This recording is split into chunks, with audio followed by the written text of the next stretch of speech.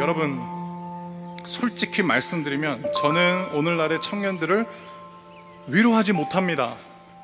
뉴스를 통해서 접하고 있는 여러분의 현실과 미래에 대한 전망을 들으면 솔직히 말씀드리면 저도 굉장히 눌릴 때가 많이 있습니다. 그리고 여러분에게 이따금씩 직접 듣는 우리 2030 세대들의 삶의 이야기들 앞에서 솔직히 말씀드리면 힘내시라 라는 말도 미안해서 못하겠습니다. 왜냐하면 그 얘기 듣고 있으면 저라도 힘이 안 나겠는데 제가 어떻게 그 자리에서 힘내라고 쉽게 말씀드릴 수 있겠습니까? 그래서 여러분에게 제 위로 대신 오늘 다른 것을 전하려고 합니다. 바로 십자가의 은혜와 성령을 전하려고 합니다. 저주와 수치의 상징이었던 이 십자가가 기독교의 상징이 된 역사가 증명해주는 이 십자가의 은혜가 예배하는 여러분에게 지금 임했습니다. 겁쟁이 제자들을 예루살렘 광장과 지중해 전역에서 당당한 예수의 증인으로 살게 했던 그 성령의 능력이 지금 예배하고 있는 여러분에게 임했습니다. 저는 여러분에게 위로 되신 성령을 전하기로 결단했습니다. 예배하는 자들이 예수님의 말씀과 예수께서 보내신 또 다른 보혜사인 성령으로 예배할 때가 올 것인데 그 십자가의 은혜 때문에 지금 그때가 우리에게 도달했다라는 겁니다.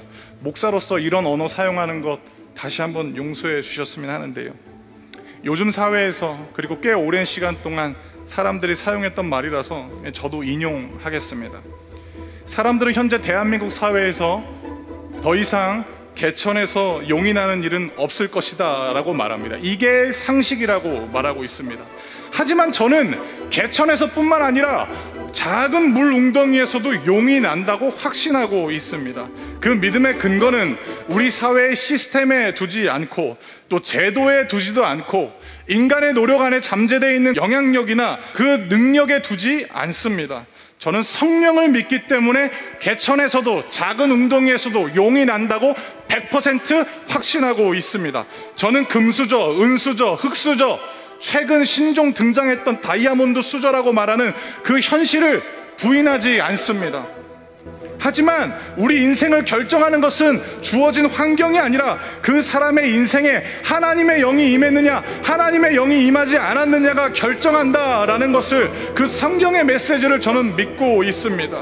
목동을 왕으로 세운 하나님이 다윗에게 주신 것은 새로운 수저가 아니고 하나님의 영이었습니다. 저는 그 말씀을 100% 믿고 있습니다. 그리고 목동을 왕으로 세우신 하나님이 지금도 온 땅을 다스리고 계시는 진짜 왕이라는 것을 지금도 저는 굳게 믿고 있습니다. 하나님은 수저만 바꿔주시는 게 아니라 밥상도 바꿔주시는 분이라는 걸 저는 확실하게 믿고 있습니다. 사랑하는 청년 여러분, 제가 이렇게 확신하는 것은 제 믿음이 대단해서가 아니고요, 계속 예배드리다 보니까 어느 날 이 믿음이 생겼습니다. 저도 가끔씩 미래에 대해서 두렵고 겁날 때도 있습니다. 그런데 예배드리다 보면 이런 믿음이 생기더라고요. 아, 내 안에 성령님이 계시지. 성령으로 살고 성령으로 섬기고 성령으로 꿈꾸고 성령으로 하나님의 꿈을 향해서 달려가면 되는구나 라는 믿음이 예배를 드리다 보면 다시 생겨났습니다. 여러분에게 위로 되신 이 시간 성령을 전합니다.